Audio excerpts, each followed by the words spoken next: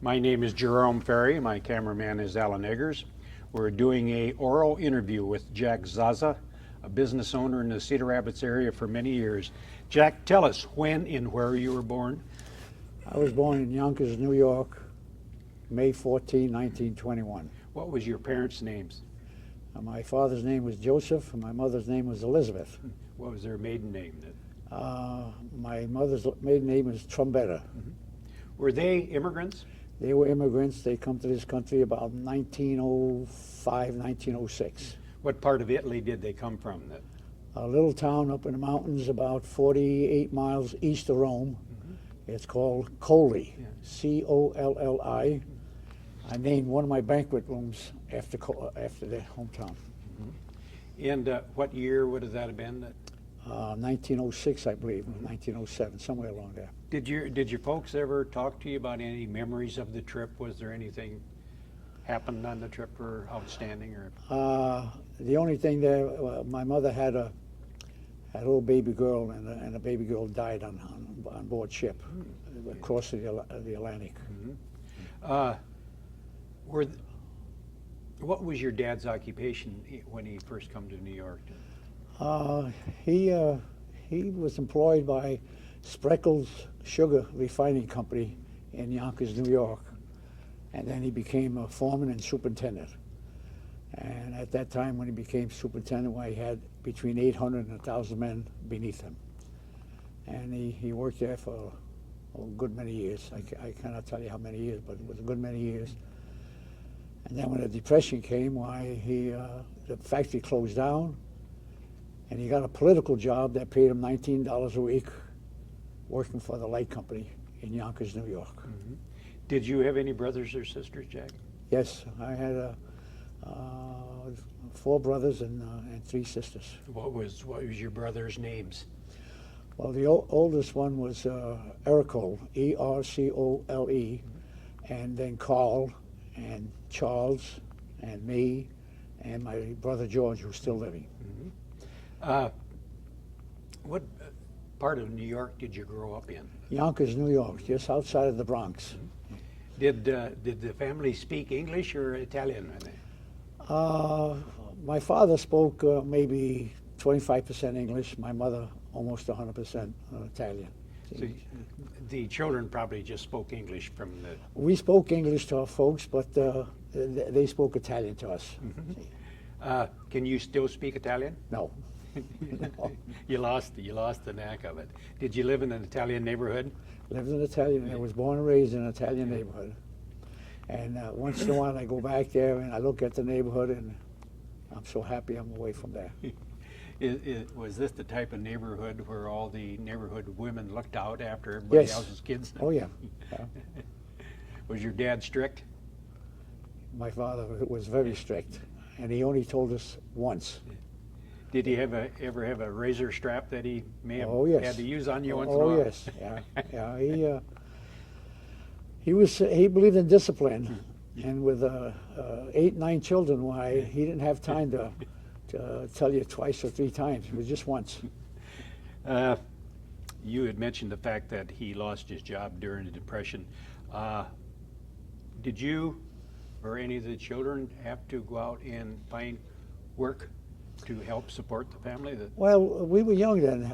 That's when I built the shoe shine box. And I thought, well, I go out and make some money, because I had a friend of mine that had a shoe shine box, and he always had money in his pocket. And he was only maybe a year or 2 older than I was. And so I decided to build a shoe shine box, go out shine shoes. And my father was against it. The first box I built, I guess he felt real bad or humiliated or something. He stepped on it and broke it. He says, "You're not going to go out and shine shoes." And naturally I was very unhappy about it, and I convinced my mother to talk to my father and convince him that this is what I want to do to earn a few nickels and dimes, see? So the first... What was in a typical shoe shine boy's box back in the 30s, Jack? Well, I had one brush here for black shoes. I had 2 of them. A brown for brown shoes. Cloths that you need to make your shoes look shiny. And some liquid wax, polish, just ordinary ingredients that to make your shoes perk up and shine. Where was your favorite spots to set up business? Did We you have had- any we- favorites? Oh yes, we had a location down in what we call the Square. It's just like you call the Loop here in Cedar Rapids, and I used to run down there with the box. I was so enthused about going down and earning some money, and I would stand on the corner and hustle shines. And the one episode that always sticks in my mind is the very first day that I went out. I finally talked to some man and to allow me to shine his and clean his brown and white shoes. And he asked me how much, and I told him 15 cents. And he says, "You know how to do the job?" I says, "Yes, I do." He says, "Okay, go ahead." And so after maybe 10, 15 minutes later, when I was done, I told him, I says, "Well, I'm done." And he says, "How much I owe you?" I says, 15 cents. And he looked at his shoes and had the brown polish on the white polish on the brown, and he's shaking his head back and forth. And just looked at me, never said a word. Instead of giving me 15 cents, he gave me a quarter. He says, "Keep the 10 cents. When I first started shining shoes, I believe it was about June of 1932, and I earned the 65 cents. I was so happy, and I ran home as fast as I could, and ran up the back stairs to greet my mother, and I handed her 65 cents, and I was just as proud as can be. And so I said, "Mom, you go out and buy yourself something."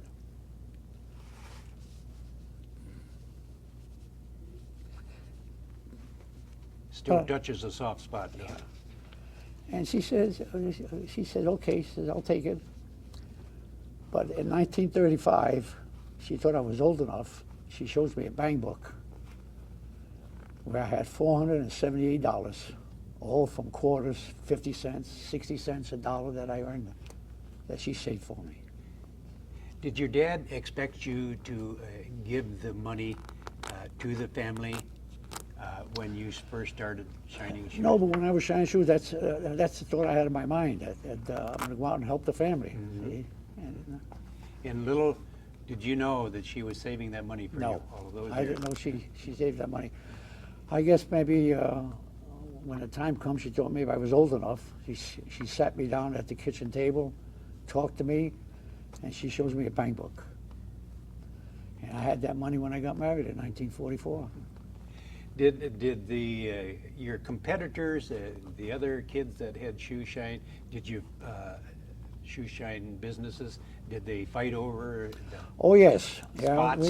We used to kind of argue and fight. We used to think that this one corner was better than the other corner, and so we did a lot of hustling. And finally, I decided to do something different, and I started going to the United States Post Office building in Yonkers, and developed customers there. And then I went to the telephone company building and got to know people there and developed a rapport with those people there. And then there was this one bank building, which was about 8, 9 stories high. And I started developing a rapport with some of those people there. And when I got to know these people pretty well, then I gathered all these other kids that were shining shoes and held a meeting with them. And I told them, I says, "These 3 buildings are my territory. You stay away from them." And then instead of going all over, I just get my box, go down there, and hit these 3 buildings, and then go home. Did you ever think about this later in life, that this business that you had as a young boy probably helps you later in life as far as dealing with the public? I think it had something to do, but at the time, you don't know. See? But I think little things that go on in your life, it has to help you one way or another. See? How about did you? Of course, you had money, probably. Did you go to movies and use some of your money to go to Well, movies with? I had the money, and my friends didn't have any money, so I used to treat them and more or less loan it to them, but they didn't have any money to pay me back, so I never got paid back. But You were telling me about you used to sneak in the movies. oh yes, it was many times. I used to go down when I didn't have any money in my pocket. We'd go down with 2 or 3 other fellas, and we used to sneak in the movies. And How did you do that? well, we used to pick up 2 half stubs, and we always chewed gum. And when we get the gum and the 2 half stubs and stick them together, and then as we walk in to meet the man that's going to collect the tickets, then we would tear the ticket and hand it to him, and then we walk in. Did kids ever, did they smoke then? Or use tobacco? Or? Not very, very few people did. The kids that I palled around with, they didn't smoke. Why do you suppose when you think about that? Why? Well, at that time, my father had a little store where he sold cigarettes, cigars, newspapers, stationery, and things like that. And people used to come in and buy cigarettes, 1 cigarette at a time, because that's all they could afford. This was during the Depression. And then they would light up the cigarette, take 3 or 4 puffs, and then clinch it. And then save it for another time when they wanted to smoke. Because back in New York, I don't know how it was in Cedar Rapids, but back in New York, there was people by the hundreds just hanging on corners there because they were out of work. Mm-hmm. Did you ever try smoking? I tried smoking once. A friend of mine and I, we went down the creek, and we sat on a bank, and I lit up a cigarette, and within about a minute or so, I got so dizzy, I fell in the creek, and this fella, Peter, pulled me out, and from that day on, I never picked up a cigarette again. How about alcohol? Alcohol, very, very little. Even today, I don't even care to drink alcohol. Was being you were Italian, from an Italian family, was wine common at home to drink wine? We boys used to help my father every November, and my father used to make, on the average, anywhere from 1,000 to 1,500 gallons of wine every November. So we boys had to help him. But my father never drank. He always invited his friends over, and he would feed them the wine and pass it out to his friends, but he never drank. He must have been known for good wine. Oh, yes. Well, at that time, these Italians there, that was their hobby and that was their pastime. And when it came time to make wine, and then when the wine was all made, then they would get together and they say, mine is better than yours, and they kind of have discussions that way. Yeah. What age did you quit shining shoes? Let's see, 1935, about 1936. I was right around 15 years old. I got a part-time job working in a live poultry market. Did you get into high school yet? Oh yes, no, I graduated high school. I graduated high school, but I'd work after school and then Saturdays and holidays. Where'd you go to high school? I went to high school Commerce High School of Yonkers, New York, and I graduated in June of 1939. Then, tell us about your first job. You said you had in the poultry market. What was your duties then? Well, I worked in this here poultry market, and I should say that this man I worked for was a jewel. He was such a nice man. Even today, I think of him. But my job there was to kill and pluck chickens and dress them up, and I got to sell them to the people too. Did they ever have sell rabbits or pigeons? Oh yes, and rabbits and baby goats and baby lambs and pigeons. pigeons, you name it, and this fella had it. You cleaned them and dressed them then? Yes, yeah. You learned how to cut up meat, or you probably didn't cut? No, the meat up? I learned how to cut up meat too, because this fella had a butcher shop about half a mile away, and I used to go up there once in a while. And did he pay you a decent wage at that time? well, when I first started working for him, it was on a Saturday, and I'd start working from 6:30 in the morning till midnight, or 1 or 2 o'clock Sunday morning. I got paid $1. But besides the dollar, why, the man gave me, at that time he gave me 3 chickens and 2 dozen eggs. And when I went home, I was very disappointed because all day long, I can still remember this, all day long I kept thinking, I'm going to make $1, I'm going to make $5, $10. I think I probably got myself up to about $20. And he hands me $1, and I was very disappointed. And I got home just about 1:30, 2 o'clock Sunday morning, and I gave my mother the $1 and told her I'm never going back again. So she sat me down and she says, you know, the $1's for you, the chickens and the eggs are for the family.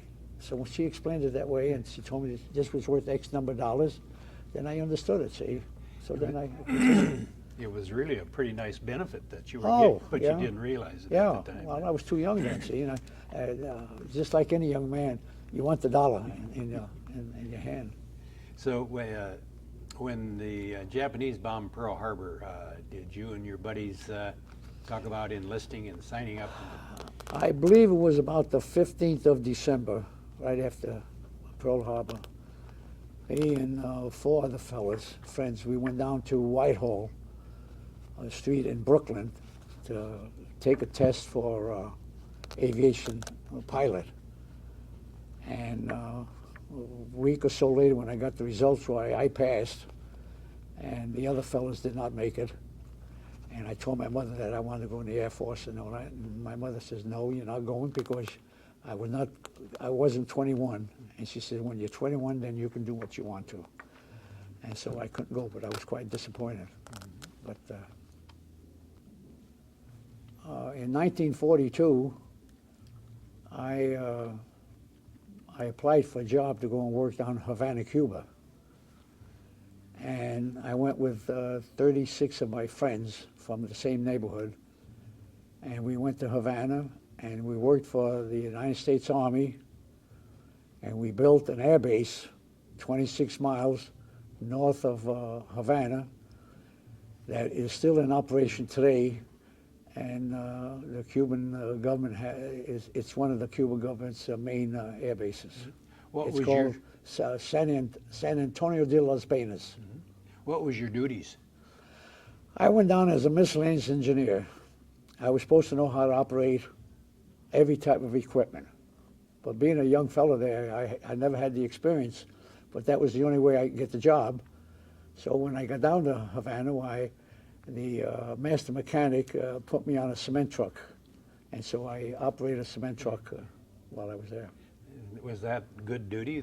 Oh yeah, it was a nice, pleasant job and all. And I spent 8 months down in Havana, Cuba. Did you find, I suppose you would, being a young man, you would find Cuba a very a fun place, an interesting place? You know, being a young man, 21 years old, Cuba, my life in Cuba for 8 months was absolutely wonderful. And I'm hoping today that diplomatic relations between Uncle Sam and Havana would materialize, because I would love to go and see that again. It was one of my cherished memories of my life. Of course, this was way before communism. Oh yes, yeah. This was in 1942, and I left there this was June 1942, and I left there in March of 43. Then how was the pay? Well, at that time, I was making $169 a week. That was a lot different than $1 a day. And I would send my mother home $100 every week, and keep the $69 for living expenses. I lived in a swanky hotel down in Havana. And when I got home, I expected my mother to use the money to live on, see, and help her that way. But when I got home, she saved every bit of it. So then, did you eventually get called up for Yes, military duty? In March of 1943, I enlisted in the Army and got into the Air Corps. And through the Air Corps, then I come to Cedar Rapids. And that's when you first come to Cedar Rapids? As an aviation cadet, yes. Yeah. In what, Cole College? Cole College. I was living at Cole College for 8 months. Yeah. Did you, when you were going to Cole, were you just taking pilot training, or were you taking No. other studies too? No, I believe that the purpose of that was to bring a person up on up to date on math and science and things like that. See. So what was a typical day for you at school?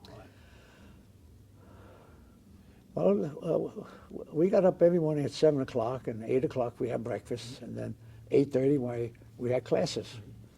And then I believe it was about 4 o'clock or 4:30 in the evening why then the classes ceased, and then we just spend the rest of the time studying in the men's dormitory.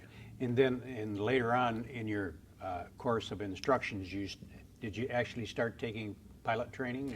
I had 10 hours of flying at Hunter Field, and I didn't like it. I don't know if I was scared or what, but I just didn't like flying. You have any memories, good or bad? I have one bad memory with flying. I probably thought I was a hotshot pilot, and I thought I was doing everything that the instructor was telling me to do, and evidently I was doing everything the opposite. And I still remember finally I got myself into a spin, and I can still remember the pilot, the instructor saying, "Well, do this and do that." And what he was telling me to do, evidently I was doing just the opposite. I guess I was just too nervous and excited. And finally he hit me across the back of the head and told me to get my hands and my feet off of the instruments and just sit still. And he's the one that pulled us out. Otherwise, I'd have been 10 feet in the ground. Thinking back, do you think you may have scared him, or? Oh yes, he was frightened. When he landed the plane, I started walking very slowly, and he was cussing me out, and he chased me into the field office of Hunter Field there. And I think if he got his hands on me, it'd have killed me. Oh yes, he was scared. I didn't realize the severity of what I was doing wrong. Was he a military or a civilian instructor? No, he was a civilian. He was a man about 6'6", and I saw him maybe a couple of years later at the old dance land down on 3rd Street and A Avenue. And I walked up to him and started talking to him, and he didn't recognize me, but I finally convinced him and told him who I was, and I don't think he was too happy. To meet you. No, I think he forgot about me altogether and was happy to do so.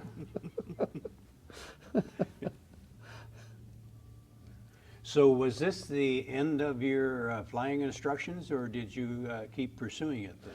Well, I kept pursuing it because I thought as long as I was in the service there, I might as well get the most out of it as possible. So I pursued this aviation cadet, and then I went to airplane mechanic school, radio mechanic school, pre-flight school, meteorology school. And I was one of the fortunate fellows where I spent 28 months in the States going to school, and the last 6, 7 months where I went over to the Philippines and then Japan. And I was very fortunate I didn't get to see any action. But very blessed. Had you met a girl yet? Well, Serious about a girl yet? Oh yes, I met my wife when I was a co. And that was in about June of '44, and in New Year's Eve Christmas Eve of '44 as we got married. Yeah. What was her name? Her name was Mildred Simanek, S-I-M-A-N-E-K, and her father was a plumbing and heating contractor. Did she graduate from Cole then? No, she just finished the 1 year, and then she didn't want to go to school anymore. Yeah. After she got serious about you? Yes, yeah. Was did she ever work early on? She worked on 16th Avenue for Jerry, God, I can't think of his name. Did you say Wingstrom? Wingstrom, yes, yeah. Jerry Wingstrom. What did he do? What type of business? Well, was I think he had something to do with crystals, radio crystals and all. And he had a little establishment on 16th Avenue between about a block west of the 16th Avenue Bridge. When you were in the military, at all of these different bases, did you ever get home to see her? When I was up in Madison, Wisconsin, which was only 165 miles away, I used to hitchhike back and forth. And I chose the worst time of year, was in the wintertime, and it was cold. It was plenty cold hitchhiking, and sometimes I'd stand on a corner for 5 or 6 hours before somebody picked me up. Of course, hitchhiking is unheard of now, but back then, was it a fairly reliable way to get across the country? Very seldom did people just go by without stopping. Especially, you probably had a uniform Oh, on. yes, Yeah. yeah. Did Mildred live at home with her folks? When we got, well, she did while I was in the service. Then when we got married, why, we lived 2.5 or 3 years with her folks there. And then when she was pregnant with my first child, why then we decided, hey, it's time that we live by ourselves. This photo here is of your. That's my daughter Susan, and it was a new car that I bought. It was a 1951 Studebaker. Susan looks like she's about 3 years old. Yes. Yeah. Yes. Where were you living at this time then? We were living with my in-laws on Mallory Street, Southwest. Yeah. What was Mildred's dad's occupation? My father-in-law was a plumbing and heating contractor, specializing in hot water heat and plumbing and everything. What was the address of the business? 1756 Mallory Street, Southwest, in Cedar Rapids. Yeah. Well, I think I had forgot to ask you, what year did you get discharged? I got discharged in, let's see, I got to think on that. 1946. Did you take advantage of the GI Bill, or? I took advantage of the GI Bill, and I joined the plumbers union as an apprentice. And then at that time, then some of us fellows got together and we organized a night school here at McKinley High School and Wilson High School, and from the mechanical, then it was heating and sheet metal work, and I think that's how the trades got education facilities here in Cedar Rapids way back in 1946. Really? Yeah. Yeah. You started out as a journeyman. I started as an apprentice. Apprentice journeyman. Yeah. Coming to Cedar Rapids, was there any culture shock there, born and raised, living a quarter of your life in New York City and then coming to a small town? Well, I was very happy to come to Cedar Rapids because I was fortunate enough to be here and I knew my way around. And I think it was a question of getting out of the service, adjusting back to civilian life, and leaving my family, which we always had a very close-knit family. And it took me about 3 years to really adjust myself to living in Cedar Rapids. And after that, why, I've been as happy as a lark. And I found the people in Cedar Rapids to be just wonderful. The plumbing and heating business, was that a good business to be in? That was a good business, but that was not my choice. But I decided to learn that until I did. My first choice was to go down to the University of Iowa and go to college under the GI Bill. But that didn't pan out because my father-in-law and my mother-in-law wanted me to join them in the plumbing and heating business because they didn't have a son. And so I thought I'd give it a try, and so I did. And I spent 5 years as an apprentice to learn the trade.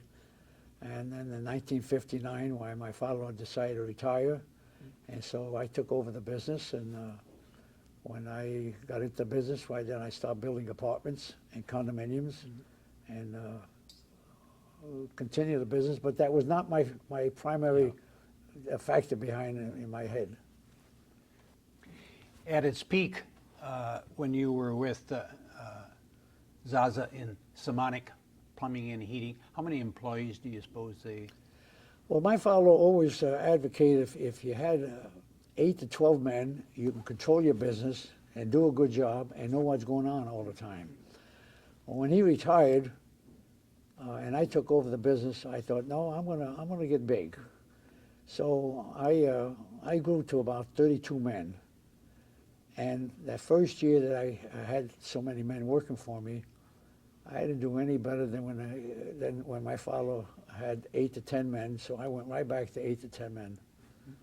and I realized that what he was telling me was the best thing for me. So how many children did you end up with, Jack? I have two children, my daughter Susan and my son Alan. And my son Alan today is the president and general manager of the Clarion Hotel, which we built. And without him, I don't know what I would do. Yeah. Did Jack join you in the plumbing and heating? That's my son Alan. I'm sorry. Yeah, Alan. Yeah, I'm sorry. Yeah. After school, he would jump on his bicycle and come down to my plumbing shop there and help me and do this and do that, and kept my trucks clean. He kept the plumbing shop so well organized and clean that you can cook an egg on the floor and eat the egg right off the floor. That's how clean it was. And so he always gave me the indication that he wanted to be with me and work for me. So when I started building the hotel, why, he just come along, and we didn't know anything about the hotel business, but he eventually became the top man. Did the plumbing and heating business, when you joined up, or in later years, did it stay at the same location, or did it move?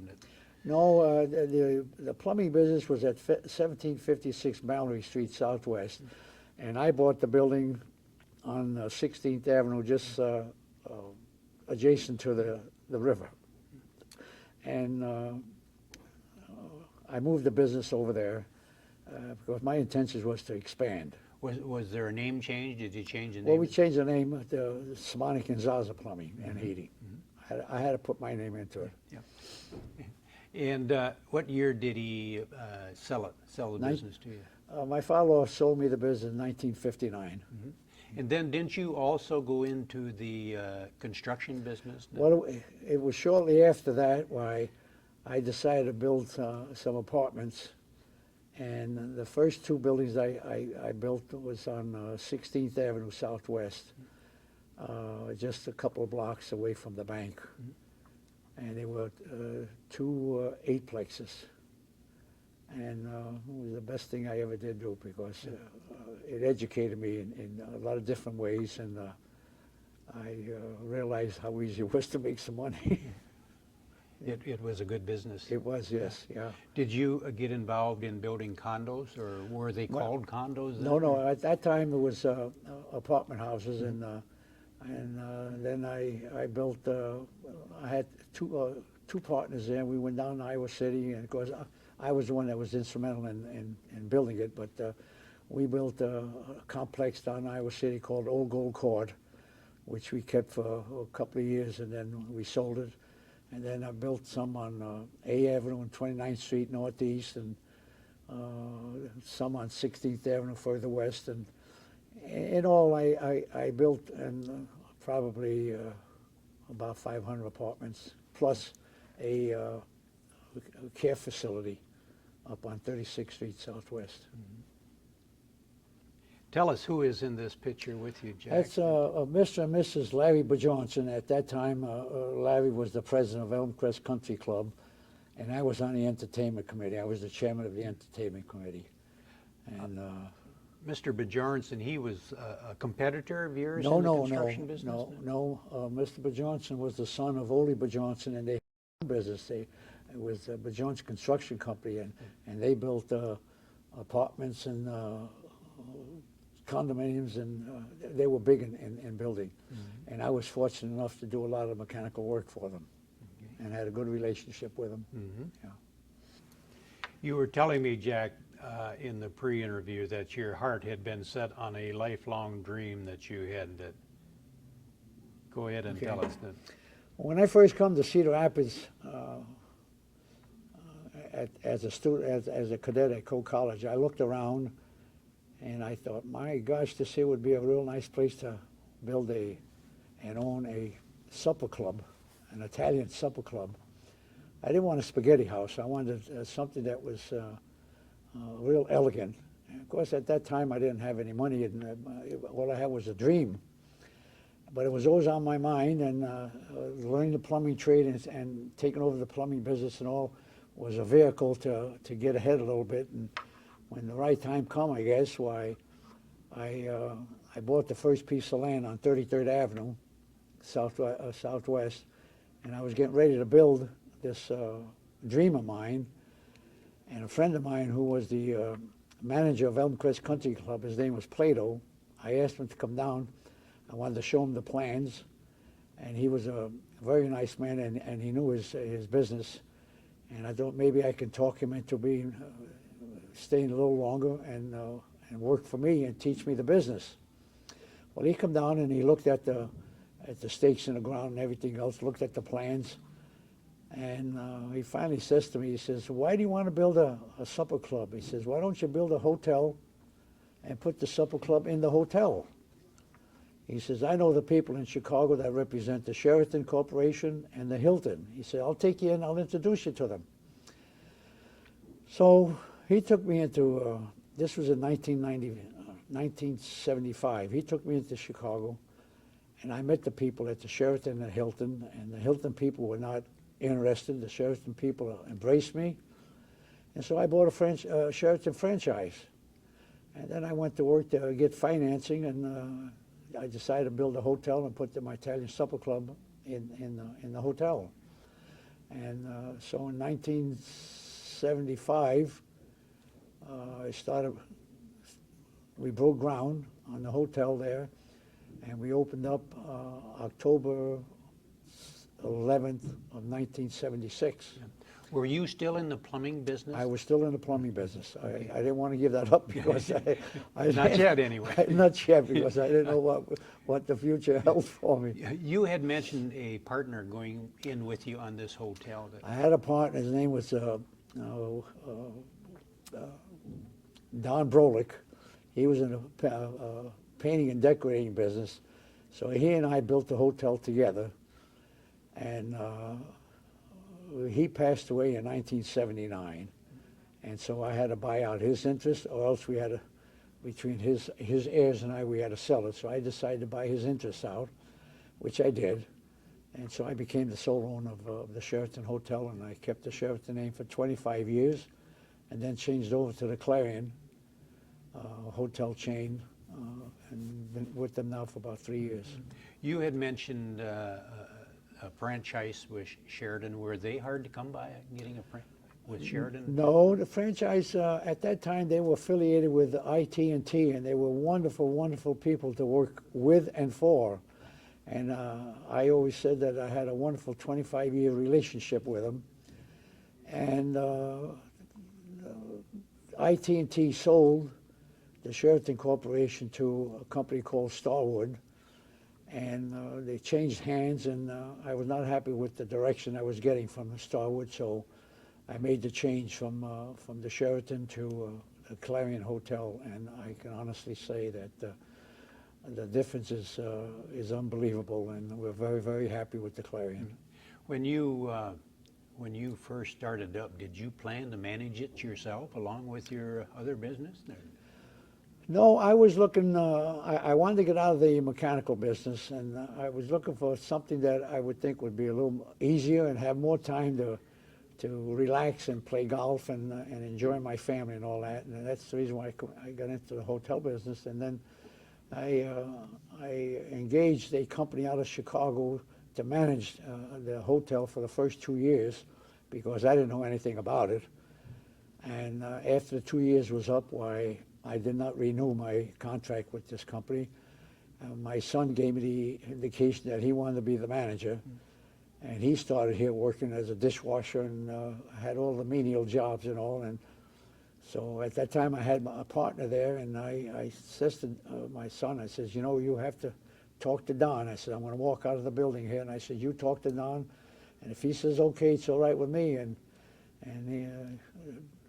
Don looked at him, he looked at me, and he said, you don't have to leave, Jack. And I said, no. I said, you two talk. He said, no, you don't have to. And he says, Alan, you want to be the manager here? And Alan says, yes, I do. And he looked at me, and I said, Don, I'm not going to say a word. I'm just going to walk out. He says, no. He says, Alan, if that's what you want, he says, you got it. And that was in that was 28 years ago. Yeah. And then shortly after that, Don passed away. And then, Don passed away in 1979, and then I had to make a decision as to whether I sell the hotel to pay off his heirs or buy it and continue with it. So I decided to hold on to it. so when did you finally write an end to the plumbing and heating chapter of your life? When did you? 1979. 79. You sold the business, or I sold the business to this one person there, and he took it over. I think it was in March of 79, and November of 79 he had to close it up because he couldn't make it. when your hotel first opened up, was it large enough? Did you have any banquet capacity, or? Well, we had banquet facilities for about 300 people there. Today we can feed 1,500 people in about 12 or 14 banquets. And, we've put on 9 different editions on the hotel. And your son Alan has been running the business ever since. Alan's been running the business, and without him, I think I'd be lost. And not only that, if I didn't have him here, I think I would sell and get out of it. Is he doing a good job? Alan's doing such a super job. I can't say enough about him. How about your daughter Sue? Is she? My daughter Sue is assistant manager there. She's doing a real wonderful job. But you know, in any business, you always have to have just one boss. And when my daughter wanted to come and work here, I made it plain to her that Alan's the boss, and he's going to tell you to do this and do that. And if you can accept that, well, then fine, you can come work here if you want to. So. Was your wife, was she associated with the hotel in any manner? My wife was not associated with the hotel, other than she was my wife there. But she was an asset there, though, because she knew a lot of people, and through her efforts too, that helped too. You know, she brought business in, ladies groups and things like that. So it all helped. In doing some research on the Sheraton, I had read an article where the Sheraton had been given the highest rating of any Sheraton hotel in North America. In all North America, for cleanliness and organization and everything. Yes. That's quite an honor. Yes. Yeah. I think we got that honor I think it was maybe 3 or 4 years. You know. How many? And that's all because of my son. I have to pat him on the back because he's a hard worker and very conscientious, and he goes out of his way to do whatever he has to do to keep people happy. Any grandchildren, Jack? I have 3 grandchildren, 2 granddaughters, and they both work here part-time. One's a front desk clerk and part-time, then part-time as a banquet server, and so is the second child. This is a picture of your grandchildren early on at a younger age. And you mentioned the fact that your grandson worked here at the... My grandson worked, I believe, about 8 months, and he worked at the front desk. What was his name again?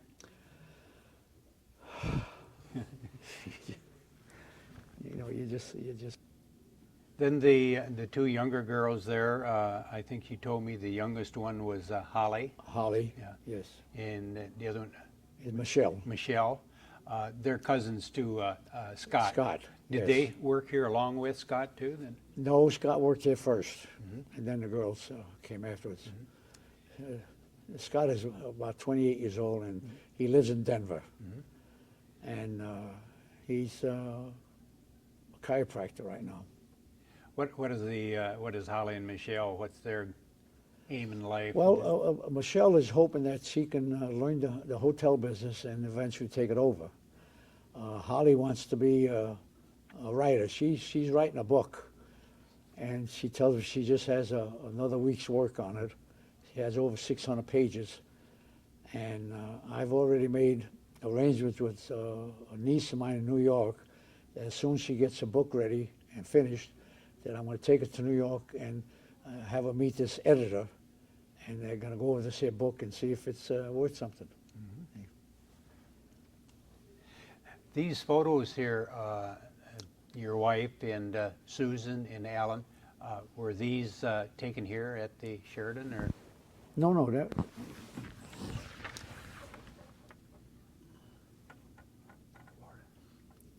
Yeah, I believe that was taken at the Sheraton. Yeah. And What year did your wife pass away? 1997. She's a lovely lady. She was a wonderful lady. She was one of a kind.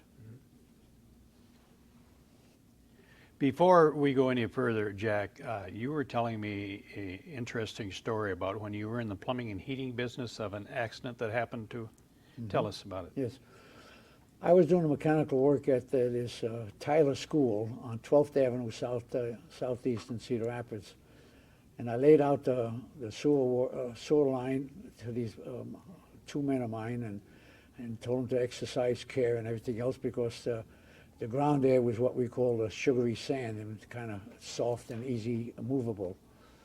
And so they start working on the sewer line there, and I went towards the end of the property there and to discuss the interior plumbing with some of my other men there. And all of a sudden I heard yelling, and I ran out to 12th Avenue, and here the ditch caved in, and the two men were 98% covered.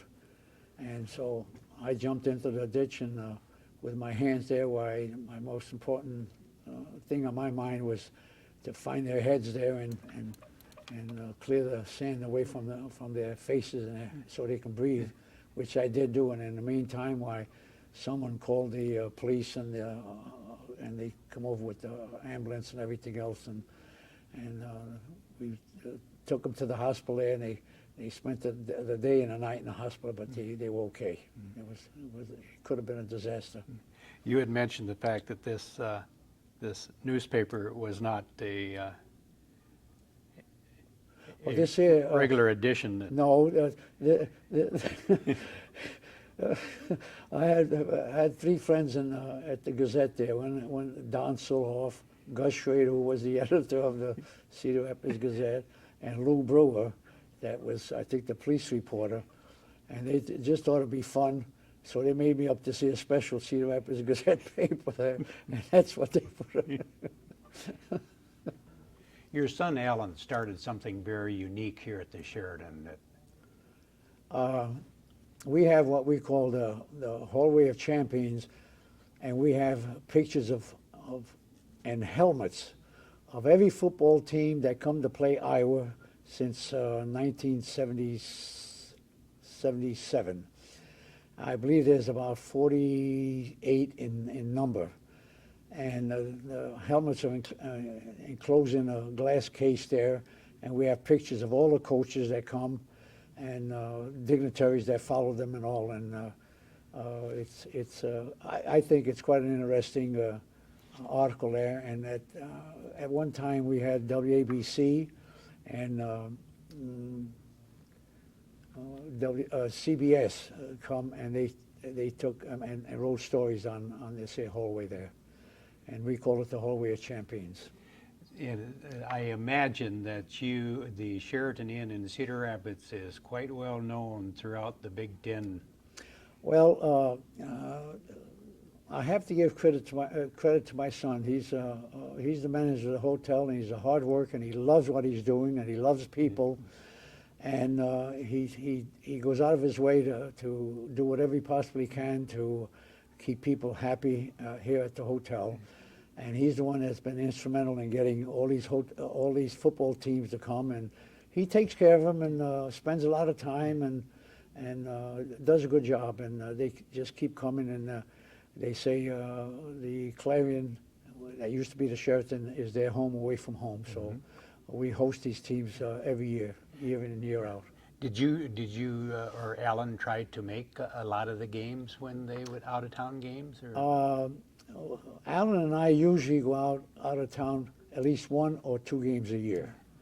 I make one of them, but he goes out maybe twice a year, and it's something that we've done. We have a motorhome, and then we take friends with us, or we entertain guests, and football is a big thing for us here. And the University of Iowa has been very, very kind to us and helped us in quite a lot of ways. Mm-hmm. Did you ever consider or think about getting into politics, Jack? Yes, I did. When I first come to Cedar Rapids, I moved to Cedar Rapids, and getting to learn my way around, I was thinking at the time that I would probably like to get into politics. My father back east was a big booster of the party that he belonged to, and he used to host senators and state senators and a lot of politicians there. And with my mother's help and all, why they always had a lot of these here politicians over at the house. And as I was growing up, why I've experienced a lot of nice times with these politicians. When President Reagan was the president, I got an invitation to go to Washington, D.C. It was sponsored by the Senate Inner Circle, and I believe Chuck Grassley was the one that was responsible for it. And it was a dinner honoring the Senate, and the President Reagan was the honored guest and all, and it was quite a thrill for me to get there. It was the first time I've been experienced to something like that, and it's been an experience that's been in the back of my mind ever since, and I just never forgot it. Did you and ever? I had the opportunity to go a few weeks ago to President Bush's dinner party there, and for one reason or another, why I didn't make the trip there. But I did get to see him when he come to Kirkwood Community College. Did you get to meet President? I got to meet the president there. He come over to my table just like he did every other person's table there, and shook our hands and talked to us and all. And it was a very, very delightful experience, and it's something that I'll never forget. Mm-hmm. I realize your business is on 33rd Avenue right now, and I realize it's a heavily populated part of town, but was this your first choice as far as location was concerned when you first thought of building? No, when I was first thinking of building a hotel, I wanted to buy the plot of land downtown where the convention center is sitting now.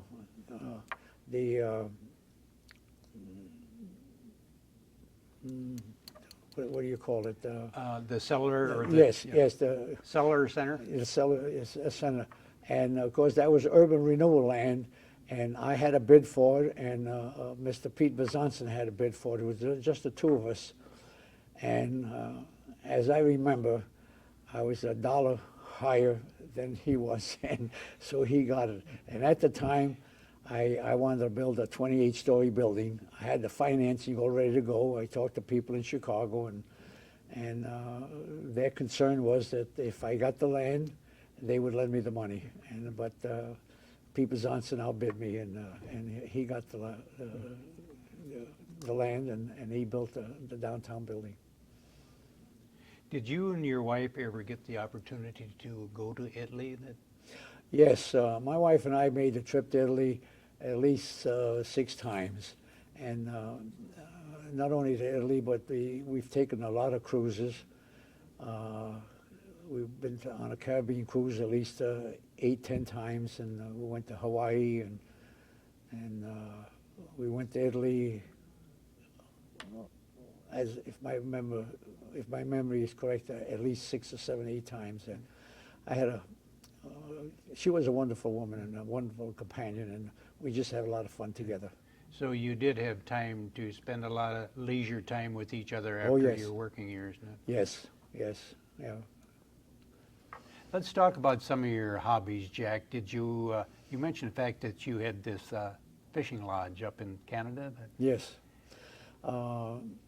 Myself and Don Berriger and another fellow, we bought this fishing lodge up in Red Lake, Ontario, which is about 225 miles north of the International Falls. And we've owned it for maybe about 6, 7 years, and it was a very delightful place. And I sold my interest out shortly afterwards when I thought I had some health problems there. But it was such a beautiful place, and I invited a lot of my friends up there and just had a great time. I was never a good fisherman, but I enjoyed going out and doing the best I could. You enjoyed the camaraderie? And yes, I did. Who is in this photograph with you? Is it? Let's see.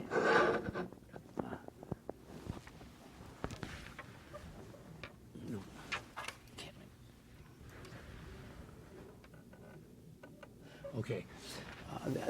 The two fellows in there, they worked for me. They worked here at the hotel, and one was Roger Zerly, and the other one is his name is Scott Q.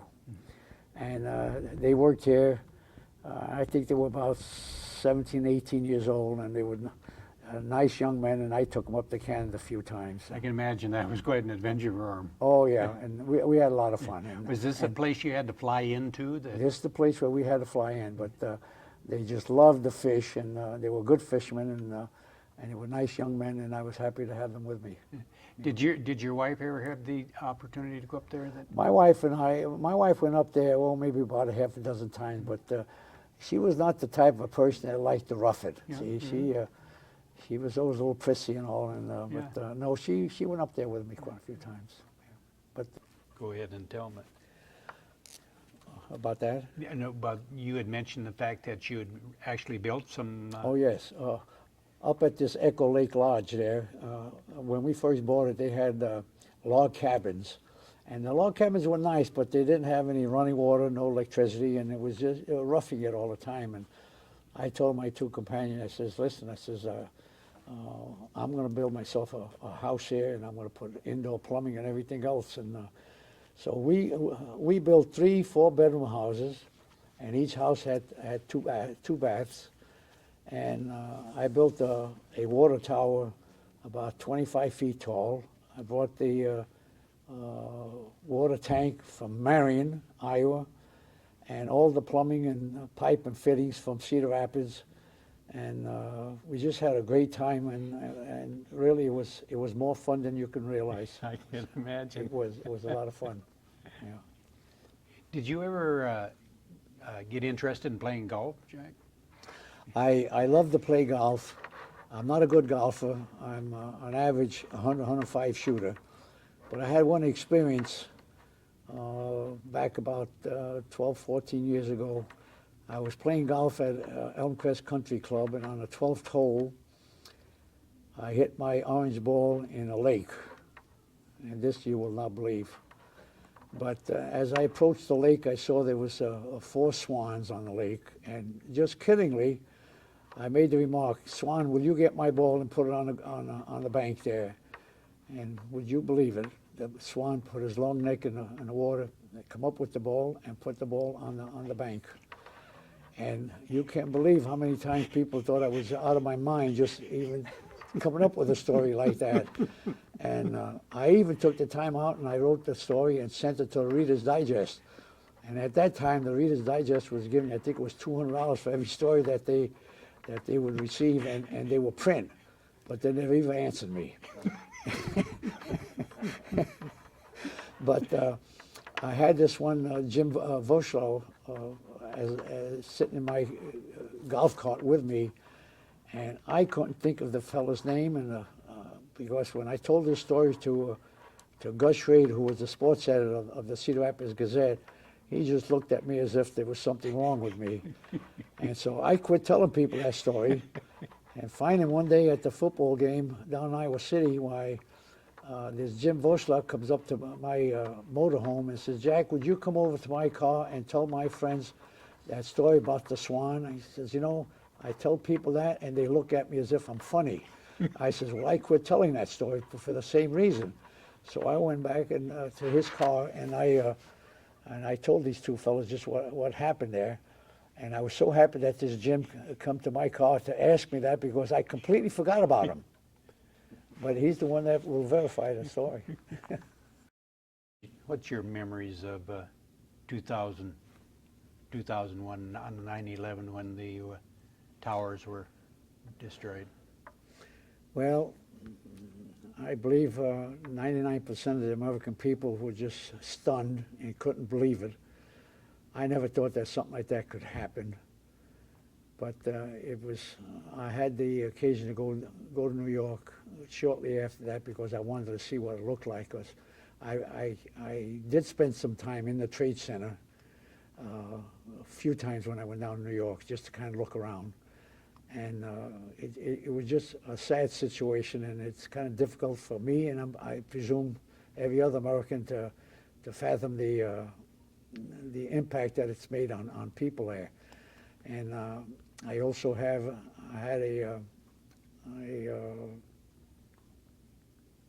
my niece's husband was killed 15 minutes after he got in the Trade Center building.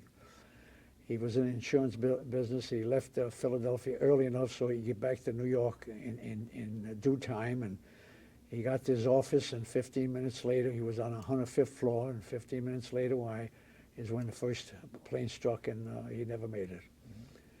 And so it's been a tough struggle for, I believe, most of the Americans, because it's something you never expected, and it was a horrible experience, and it's unthinkable.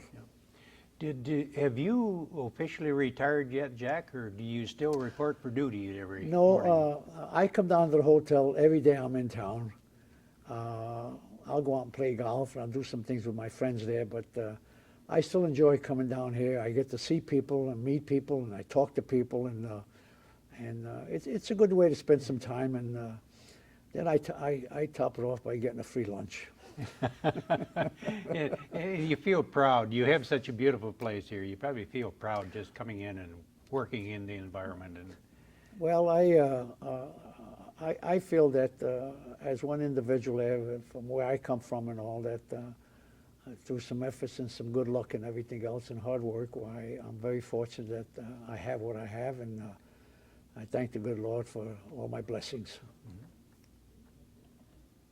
Does this continue to be a family business, Jack? Oh yes, yes. As you can see in the picture, that's me on the left-hand side. Next to you, And then? next to me is my granddaughter, Michelle, and she works as a front desk clerk and also in banquets. And next to her is Holly. She works in banquets, and then to her right is my daughter Sue. She's assistant manager and front desk manager. And that's my son Alan, who's the president and general manager of the hotel. And that's my daughter-in-law, that's Alan's wife, and she works 2 days a week in the office there. So it's a family business. And must make you very proud. I am. I'm very proud of my family there. It's a nice family, and they make me very happy. Yeah. Did you ever stop to think, Jack, when you were an entrepreneur at the age of 11, before people knew what entrepreneur meant? No, I never did. Sometimes it would be nice to know what the future holds for you, and maybe most of the time it's best not to know, because you just can't predict what's coming. And if it's good things, then it's a wonderful surprise. And if you know what's coming and it's bad, why, it's not too happy. See, so. But I feel that I've been blessed, and I've been here in Cedar Rapids since I got out of service in 1946, and I've been very, very happy here, and I don't think I'll ever move out of Cedar Rapids. It's just a wonderful town. Jack, unless you have any more memories to share with us, the Cedar Rapids History Center, the Linn County Historical Society, would like to thank you very much for sharing your memories with us. Well, I thank you very much. I consider it an honor that you people even want to do this. I thank you very much. Thank you.